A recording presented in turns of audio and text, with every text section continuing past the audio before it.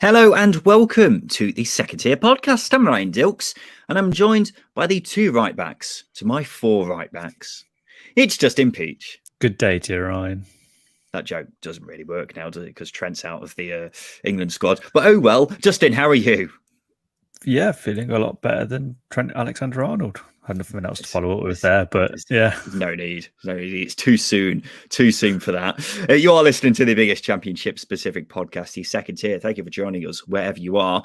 This is part 2 of our grading episode where we go through all of the teams in the championship, look back at their season, what went right, what went wrong, before giving them a final grade. If you haven't listened to part 1 yet, I urge you to listen to that first, where we grade Barnsley to Middlesbrough.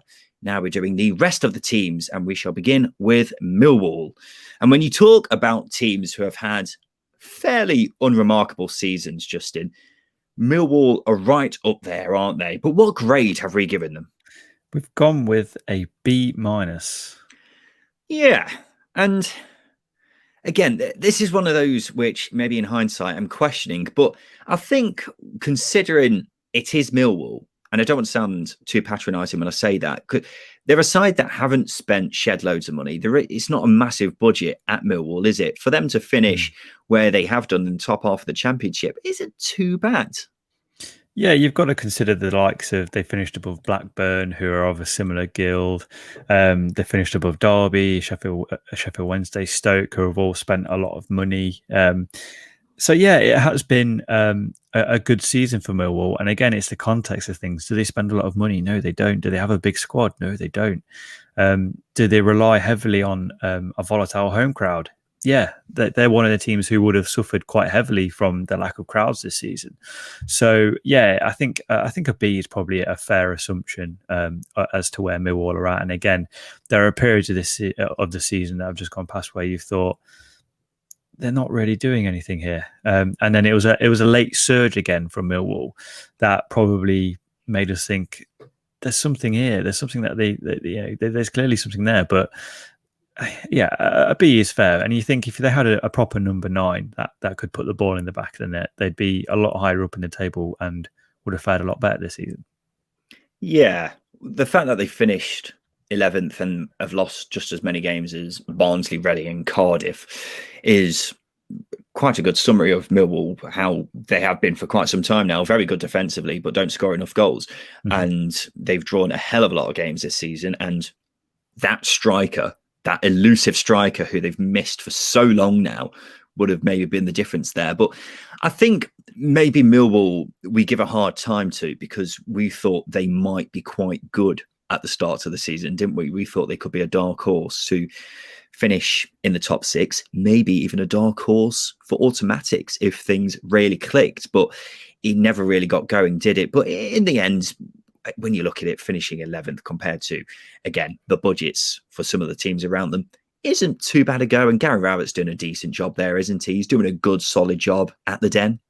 Yeah, he is. He's a manager I rate incredibly highly. I say that wearing a Derby shirt. I have no bitterness towards him whatsoever. I think he's a tremendous manager at this level.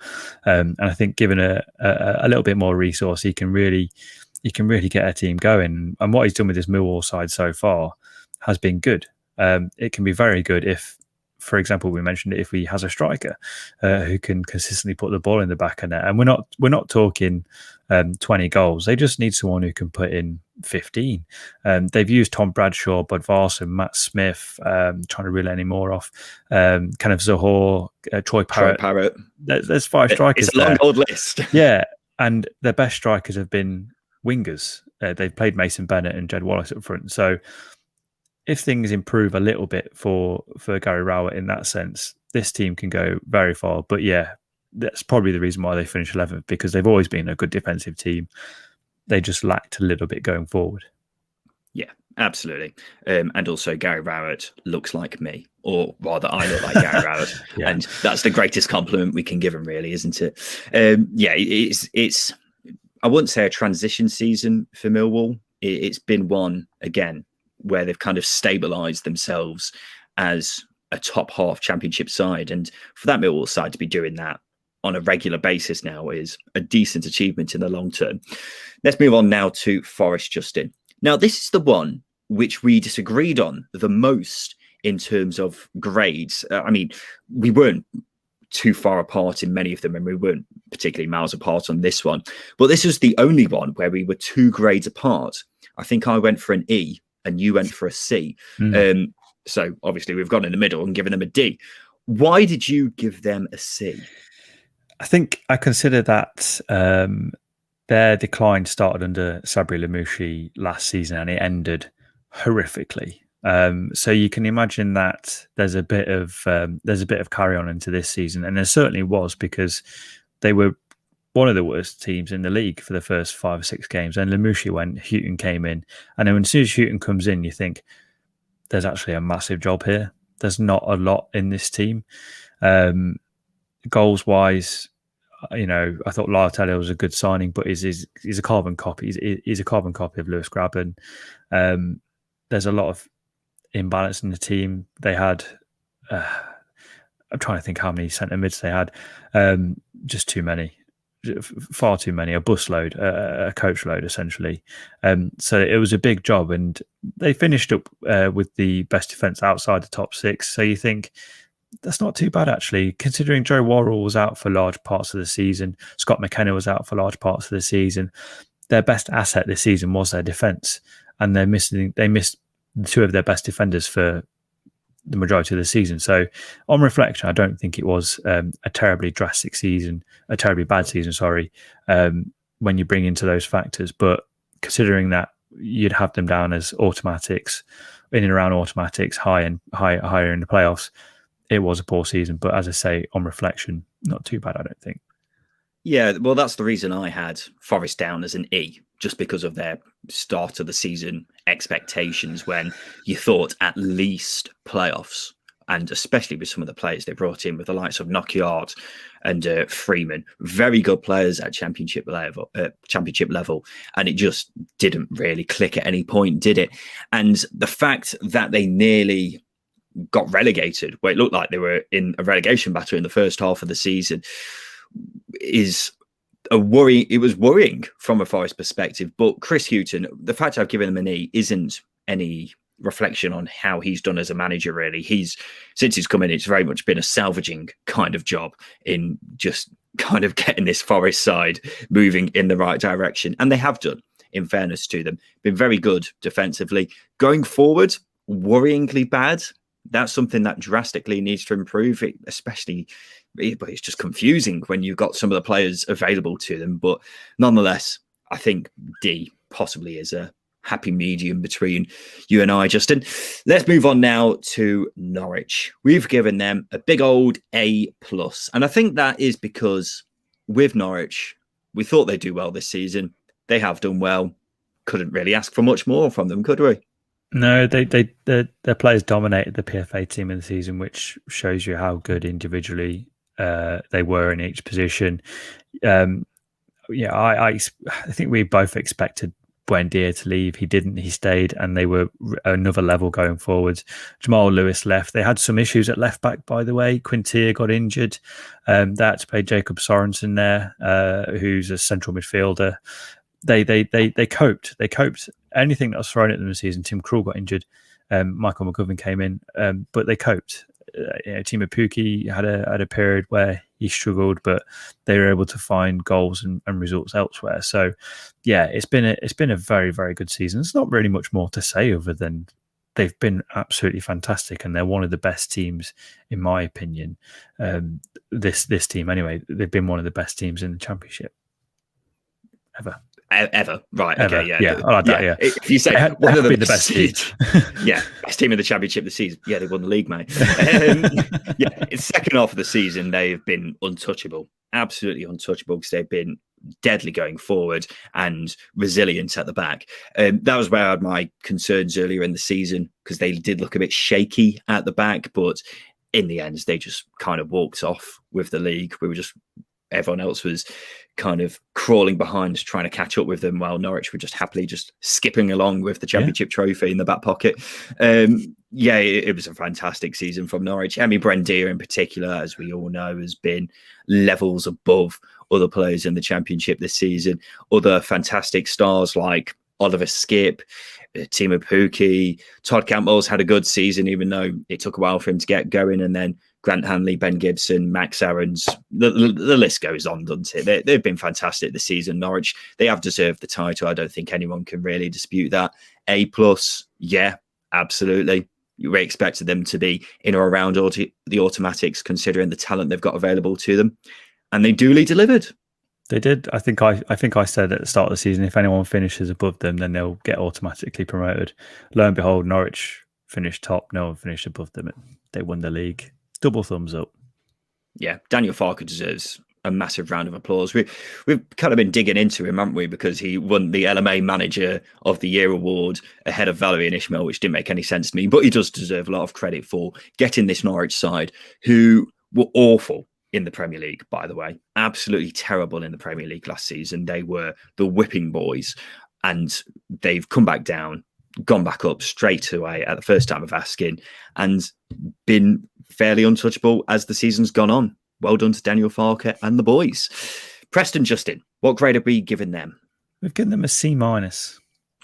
Yeah, because Preston for now, for the last 3 seasons, is it? Not including this one that's just gone, have been playoff contenders repeatedly, haven't they? And they didn't really ever look like they're in the conversation for the playoffs, did they?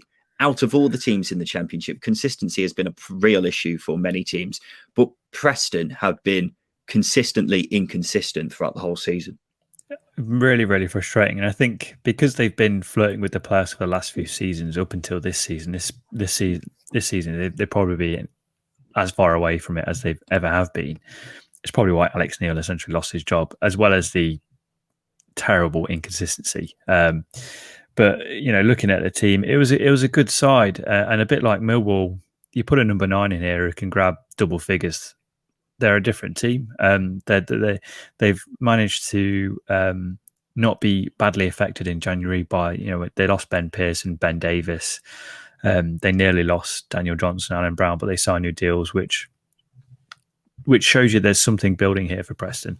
So to lose key players, 2 defensive players, and replace them with good loan signings, I think is a good balance as to what Preston have been this season, which is they've been fine. They haven't been good. They haven't been terrible. They've just been fine. And there's not really much to add other than they'll make you tear your hair out at times. Oh, massively, because in the games that they have won, they have looked fantastic. And then next week, they'll just be awful. It was bizarre how they went from good to bad every single week. That consistency is ultimately why they have been the most mid-table side in the Championship this season. They did have that nice end to the season, didn't they, under Frankie McAvoy, which has probably boosted up their grade by a couple of letters, a couple of whatever levels. Points. Yeah, it's helped them massively, hasn't it? Because otherwise they'd have been given a much lower score. But nonetheless, it's been a transition season for Preston. Losing the likes of Pearson and Davies has not helped whatsoever, but they have managed to recruit the likes of Whiteman, and then that will help them massively going into next season and beyond. As we say, they just need that striker. They've needed that striker for so long, Justin. They just need to try and find them. 15 goals, please, from a striker. That's all we want from this Preston side. It's literally just it. That's just the only ingredient that's missing. It's like a KFC without the fried edges. You know what I mean? It's just chicken.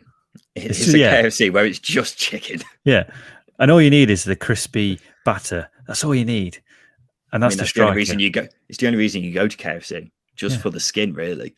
And Preston are massively lacking that, and that's why they're stuck in mid-table. Here's a side which has got loads of crispy chicken skin, and that's QPR, especially in the second half of the season. They got a B-, Justin, and I imagine quite a few QPR fans might be a bit annoyed by that, but when I was putting this grade together, it was very much keeping in mind how they were doing in the first half of the season, because it's easy to forget for a side who have finished 9th in the table, but they were just outside the relegation zone in the first half of the season. So unbelievable second half of the season. absolutely pants in the first half of the season. Pretty much, that is the nail on the head, isn't it? They were really bad in the first half of the season. Defensively, they carried on from last season where they were good going forward at times. Well, they were good going forward throughout the whole season, really, but they were really bad defensively, and that seemed to leak into this season a little bit. But they got it sorted in January. Charlie Austin coming in, I think, massively boosted the forward line, and they found a lot of balance at the back. Rob Dick and Johan Barbe, I think, had they have been in a team that had a better first half of the season, they would have been in contention for our team of the season, because they've both been incredibly good. I think Johan Barbe is the only player to play every minute this season, for example, which is testament to him. But yeah, things changed very quickly as soon as the year ticked over from 2020 to 2021, because at one point we were wondering how Mark Warburton was still in a job at QPR. Well, the form has been massively impacted by the signings they made in January, haven't they? You mentioned Charlie Austin, Stefan Johansson, Jordi de Vries, all fantastic experienced players at this level. And it just shows if you manage to bring in the right players, then who knows what can happen in the second half of the season. And that's what happened at QPR. They've not looked back at how bad they were in the first half of the season.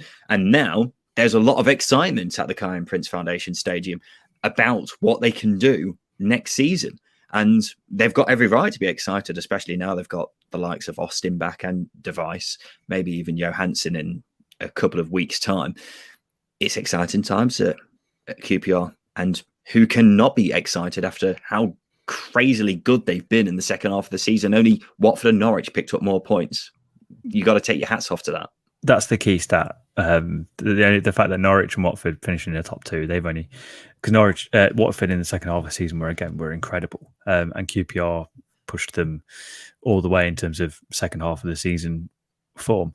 But yeah, there's a lot to like about this QPR team going into the new season. It's going to be hard not to really like them, because they've been such a lovable team, and they've got the potential to be a cult team for the neutral, I think. Let's move on, Justin, to the final one before we have a little break. That's Reading. What have we given them? We've gone for a B+. Yeah. And again, not many people were expecting Reading to do too much this season. Have been in the playoffs for much of the season, just missed out in the final few weeks. But overall, Reading fans can't be too disappointed with how it's gone. Yeah, again, it's the context of what's happened over the past couple of years. It's been a bit like Birmingham City, where they have a manager in place, they have to sack him because they're teetering too close to the relegation zone. He lasts a few weeks into the next season, and then it starts all over again. It's been that constant cycle up until Mark Bowen. Mark Bowen came in, dusted everything down, made everything nice. Paunovic has just added that little bit extra for Reading, and they were unfortunate not to finish in the playoffs. I think players form-wise dropped out at the wrong time. Lucas Shaw has been incredible for 2/3 of the season. Towards the final third of the season, his form started to dip, and it's the same with the likes of Rajaria and other players. Michael Morrison getting injured as well at a pivotal time. I think he got injured with 6 games to go. Wasn't ideal. So there are a lot of factors that went against Reading, but considering where they've come from, I think a B+ is a positive season. I think 7th place is a positive season for Reading. Yeah, I think you've pretty much hit the nail on the head there, mate. They, I remember at the start of the season when Bowen left Reading with just a week or two before the season began, it was all panic stations at the Medeski. Everyone was wondering what's going on now. They've just brought in Veljko Paunovic, who had a fairly unremarkable record over in the MLS. And here they are, finishing 7th. If you said to a Reading fan at the start of the season you'd finish 7th this season, they'd have taken that. It's obviously disappointing considering they've been in the playoffs for so much of the season. But again, B+, I think, is a fair reflection of that. It's also got to be taken into account. They've obviously had fantastic youngsters who have had brilliant seasons, the likes of Elise, Omar Richards as well. Josh Lauren, I say he's a youngster. He's actually 26, which isn't as young as as I thought he was. But nonetheless, it's a great season for Reading. I don't think anyone can discount that at all. Let's move on to, in fact, just unless we're break. After that, we'll talk about Rotherham, Wednesday, and Stoke. Welcome back to the Second Tier podcast. Next up on our season grading list, Justin, is Rotherham. It's your boys. It's your team. What grade have we given them? We've gone with a D+.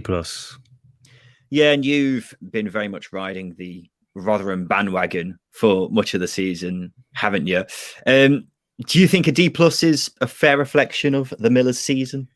Now I've had a little bit of time to settle down from the season, just to reflect a little bit. You know, everyone does it. Put the feet up, just have a chance just to catch your breath. I think a D+ is fair. They bottled it, didn't they? I don't think they bottled it. They weren't helped by COVID, were they?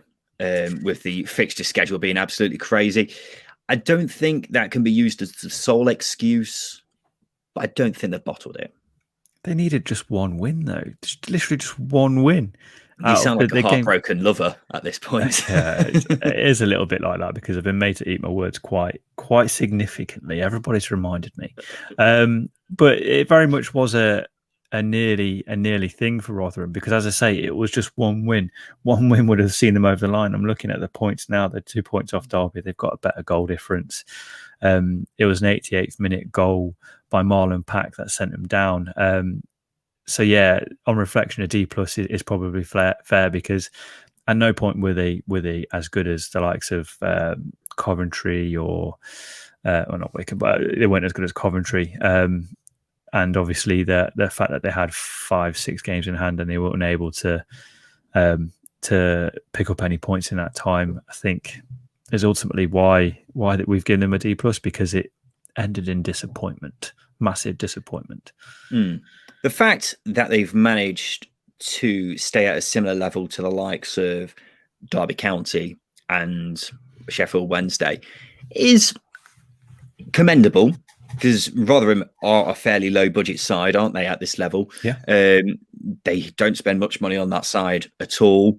And the players that they brought in have been very much brought in to just kind of fit the system, really. And it's not a very thick squad either. They've got one of the lowest squads in the division in terms of squad depth. So they've done well this season. It's obviously they just didn't manage to get it over the line. So of course Rotherham will be disappointed with how the season's gone, especially considering the position they were in. But I think D+, they can look back at this season, can't they, and say, well, it's been disappointing, but there are definitely positives to take away from it. There are, as you say, they pushed two teams. Rotherham are literally sandwiched in between Sheffield Wednesday and Derby geographically, two massive clubs, and they've pushed them all the way. And as I say, it was an 88th minute goal from a Cardiff City player that relegated Rotherham. So there are positives to take out of it. The only really just sort of disappointing, gut-wrenching thing is the fact that they had it in their hands for so long, they were unable to take advantage of it. And that ultimately why it's a D+ rather than a C, for example. And as I say, they haven't been as good as Coventry throughout the course of the season. So I think a D+ is a fair assessment. And there is something to build on from Paul Warren. They should take a lot of positives away from the season and build on that, because they're a team who I think can easily win League One next season. Yeah, I think they will definitely be in with a shout of bouncing back in League One next season. Another team who's going to be joining them in League One next season is Sheffield Wednesday. Justin, what score have we given them? We've gone with an E-. I didn't think you got pluses or minuses once you get below D. I don't know how Ofsted works, to be quite frank. But I think E-. I'm looking at that now and I'm thinking whether we've maybe been a bit harsh to Sheffield Wednesday. Obviously, they've gone down. They finished bottom in the end. But when I look at the grand scheme of things, Justin, considering the hands they've been dealt with, the points deduction and their squads being a bit tatty at the start of the season, they did all right, didn't they? When Darren Moore came in, yeah. You saw Darren Moore get the potential out of the team. Even Neil Thompson, the caretaker manager, did a very good job with it. The hands they were dealt were completely self-inflicted, so they can't really escape any sort of criticism for that. But if you're judging it based purely on the team and ignoring outside factors like really bad ownership, we perhaps were a bit harsh, because it's handing a team a 6-point deduction at the start of the season. They're always going to be up against it, and in fact, they've actually fought fairly valiantly at times, not consistently valiantly, but there were times where they looked like they could get out of it, and there were times where they looked like they could easily finish bottom of the league. So I think an E- is probably fair, because they had good players in that squad. And a lot of money was spent in the past on it. Aidan Flint, as I mentioned, had a loan spell in the first half of the season at Wednesday. You could easily forget about it, but he was one of the best defenders in the second half of the season. Why was he let go? Yeah, you make a fair point. It's worth pointing out Wednesday would have stayed up if it wasn't for that points deduction. But when you look at some of the managers they've had, of course, Monk and Pulis in particular was absolutely dreadful. And Gary Monk was only slightly better than that. I think when you take into account the whole season, then maybe E- is all right, probably fair. It's just, I feel a bit sorry for them because of how many blows they've been dealt this season, and the fact that if it wasn't for that points deduction, they would have stayed up. But the squad did have a lot of holes in it at the start of the season, didn't they? I think Jordan Rhodes was the only natural striker that they actually had in the team.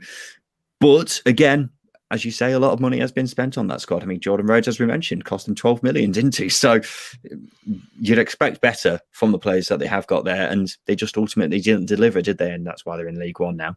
Let's move on, Justin. Stoke, they got a C-. They're another one, aren't they, who have had a very Jekyll and Hyde season. And I think I know what you're going to say. That is mostly down to the injury of one Tyrese Campbell. It could well be me jinxing them. I mean, I predicted them in our mid-season review of them having a very good 2021. It's been nothing like the sort. They've been terrible. And I want to take this opportunity to apologise to every single one of you Stoke fans for that. I take full responsibility. Don't blame Michael O'Neill. Don't blame the board. It's my fault. I've been thinking this for a while. It must be Justin Peach's fault for Stoke's troubles in the second half of the season. Only 2 teams picked up fewer points than Stoke in 2021, which is a pretty damning indictment, because they were going quite well in the first half of the season, weren't they? They were just outside the playoffs. But when you look at that in hindsight, the fact they finished 14th is a pretty remarkable fall, isn't it? Yeah, well, it is. And on reflection, you can argue that Michael O'Neill might be lucky to stay in a job, given that the form in the second half of the season was that quite really, really bad. And the team that they have and the money they spent, and they're not spent big in fees, but John Obi Mikel's not going to be on 500 quid a week, is he? He's going to be on a fair wage. Same with James Chesters. They've spent a lot of money on free transfers. Stephen Fletcher. So yeah, I do think losing Tyrese Campbell did derail things quite significantly. The failure to replace him again was quite significant. Bringing in Rabbi Matondo looked a good signing, but he was a wide player. Jack Clark, probably the better loan signing of the loan signings they brought in January, but he's a wide player.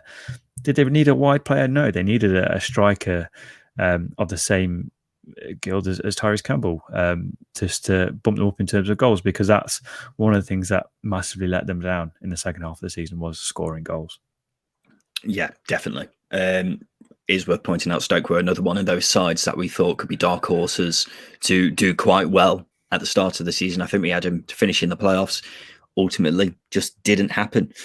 One positive can be seen as the youngsters that they've had come through this season. Harry Souttar in particular has been fantastic at the back for Stoke. Tyrese Campbell, as you say, I think he probably would have got into team of the season, if it wasn't for that injury halfway through the season. And I'm looking forward to him finally being back to full fitness next season. Nathan Collins is another one who has been used sparingly in the first team this season, but when he has actually had that chance, he's been fantastic as well. So there's positives for Stoke. It's been an underwhelming season compared to how we thought it might go. But there's something to build on there, isn't there? Swansea, Justin, they got a B+. Now, Swansea, one of those sides who didn't think were going to be up to too much this season, but they blew out all of our expectations, didn't they? You looked like they were challenging for automatic promotion for the vast majority of the season. Had a bit of a shaky spell in the final third of the season, but finishing just one game away from the Premier League is a mighty old achievement from Steve Cooper. It is, and you consider the fact that as a manager, he's only had £2 million to spend in transfer fees during his whole tenure, not just this season. So I'm trying to think who they've paid fees for. Morgan Whittaker is one of them in January. Jamal Lowe, Christopher Peterson. Can you remember him? Nope. Yeah, there you go. So it's been a difficult tenure for him so far in terms of being able to spend money, but he has had the likes of Boya Baston last season and Andre Ayew for the last 2 seasons, so that balanced itself out a bit. But I think B+ reflects Swansea as a whole. They've had a very good season. Defensively, they've been very, very good. You'd argue that they don't create enough chances for them to be a top 2 team, but they do enough to be a top 6 team. And that's what they are under Steve Cooper. They will be a top 6 team. They've got a mini rebuild ahead because obviously a lot of players have left. But reflecting on this season, I don't think you can have any complaints. I think it's been a very good season for Swansea. And the Cooper out crew, I don't think any manager gets you to a playoff final this season. Yeah, let's not mention those lot. Steve Cooper's done a fantastic job, hasn't he? For them to finish 4th. And again, we could talk about how Barnsley have competed amongst some very well-backed teams financially. Swansea are the same. And as you just said, Steve Cooper hasn't had shed loads of money. Sure, they've probably spent quite a bit of that money on loan fees and what have you. But still, they're nowhere near the levels of the likes of Norwich, Watford, Brentford and Bournemouth. So for them to be, fitting in amongst that crew and not looking out of place at all, it's a very good achievement from Steve Cooper's perspective. He deserves a lot of praise for the job that he has done this season, and Swansea fans can be very proud of what their players have achieved this season. How they're going to look next season, who knows? But I don't think you can take anything away from how good a season this has been for the Swans as a whole. Also worth pointing out, coming into this, I was thinking to myself, Swansea, they had a terrible second half of the season. Only 5 teams won more points than them in 2021. So it wasn't really that bad. In terms of pure consistency, Swansea have been one of the more consistent sides in the Championship this season. It's just they let themselves down quite a bit in the second half of the season with silly defensive mistakes, not necessarily creating many chances going forward. But overall, it's been a fantastic season for Swansea. Justin, we're down to our final 2. And one of them is the team who have finished second in the Championship this season. That is, of course, Watford. What grade have we given the Hornets? We've gone with a B. Yeah. Why have we given them a B? I've been looking forward to this. Mainly because I've had a lot of stick on social for not including Watford players in the team of the season. And here's my reason. Vladimirovic had a Ferrari to drive. And he drove it like a Prius in the first half of the season. So in my opinion, in that first half of the season, Watford have been a bit like a Stilton cheese. You're eating it, but are you really enjoying it? No. There's a lot of similes around here, but yeah. And they're the 2 best ways I can explain and justify as to why Watford don't have any players in the team of the season, and Watford are also rated as a B. I don't have anything against them. God, Watford shirt behind me. Okay, but why have we given them a B then? Because as you say, they weren't particularly fascinating in the first half of the season, but under Isco Munoz, we saw a completely different side. Exactly. So Isco Munoz, you give him an A plus for his stint in the second half of the season. You give Ivic a C. It's the whole Ferrari driving it like a Prius thing. And that's what it was. You have so much talent at your disposal when you don't use it. You don't create a system that gets the best out of your players. That's what was so frustrating in the first half of the season for Watford. Okay, they were near the playoffs. They were near the top 2. They were in the playoffs. But they were never brilliant. They were never really, really good. They were just... They were just fine. They were just ticking along, and that's not good enough for a team with the individuals that Watford possess. Yeah, I think a B reflects on the fact that they've managed to finish. I keep saying the word reflect. I've just noticed that for some reason. They've finished second, haven't they? Finished in the automatics. And when you've got the players that Watford have got, then you'd expect that to be the case. So, as you say, they didn't pull up many trees in the first half of the season. Isco Munoz certainly did pull up a lot of trees. And a B, I think, is a fair season for a fair grade for Watford based on how the season has gone as a whole. Because if it wasn't for Isco Munoz coming in and making these players play like the players that they are, then there you go. I think that's a good season for Watford. Final one, Justin. Who have we got? We've got Wycombe. And what grade have we given them? We've given Wycombe a B. Yeah. And when we talk about Wycombe, it just makes me feel sad because they came so close, Justin, to pulling off the great escape. And a B, I think, is well-deserved from a Wycombe perspective, because when we talk about how, Barnsley, Luton, Rotherham, these teams haven't got massive wage budgets compared to other teams in the Championship, well, Wycombe are digging for scraps, really, aren't they? And here they are, nearly staying up in the Championship. The whole club as a whole can take enormous credit for what happened this season. Obviously, the season ended in relegation, which is a big negative. But I think the only sort of real negative you can take from it is just the fans weren't there to see it, because it was the first time in their history they were in the Championship, and it's frustrating not to be able to see that or to cheer your team on. But as you say, the club, the team, Gareth Ainsworth, the players, they can all take a massive amount of credit for what they did. And there was a point in the season where they were bottom, pointless, may have even been goalless. I don't think they were. They looked awful, didn't they? They weren't goalless because they scored on the first game of the season. But yeah. They looked abysmal. They looked completely out of their depth, didn't they? Exactly. And, you'd be forgiven for thinking, are these going to get any more points? They got no chance. So for them to get to the final day of the season, okay, goal difference aside, they had a chance of finishing. They had a chance of staying in the league. That's a massive, massive achievement. Probably, again, one of the bigger achievements in the league this season, because they had no right to. Budget, the budget players, the start of the season, they had no right to finish on 43 points. So it's credit to everyone, and a massively positive season for Wycombe. And their team's going to get picked apart. We've seen Onyedinma Dimmer go to Luton already. They've got good players. So you can't turn your nose up at them. They've been tremendous. Yeah, it's all about the team spirit at Wycombe. Gareth Ainsworth, fantastic job. They managed to pick up wins against the likes of Bournemouth and Watford across the course of the season.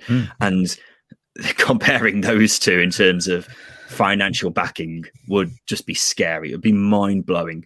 So for Wycombe to be finishing where they did, albeit going down, but 1 point from safety, it's a massive achievement. It's a hats off kind of achievement, and Gareth Ainsworth's done a fantastic job. The players can be enormously proud of what they did this season. I know I sound patronising, but Wycombe, it's been a good season. If you said to anyone that they wouldn't finish bottom this season, you'd have been quite surprised, especially after how they did in the first quarter of the season. Justin, that pretty much rounds up our grades then, and we'll just quickly rank how each team's done. We'll go from worst to best. So Derby, we think, had the worst season. They got a big fat F. Then Wednesday got E-. Bristol City got an E. Birmingham, D-. Then there were Ds for Huddersfield and Forest. D+ for Rotherham. C- for Bournemouth, Preston and Stoke. C's for Blackburn and Cardiff. C+ for Middlesbrough.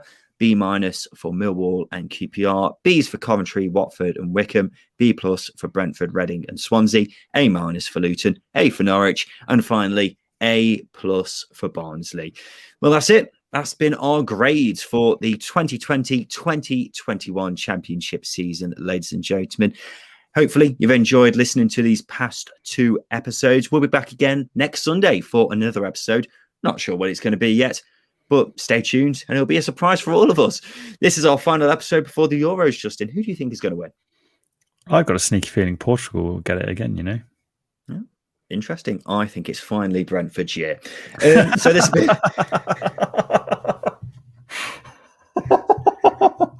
So this has been the Second Tier Podcast. We'll be back again in a week's time.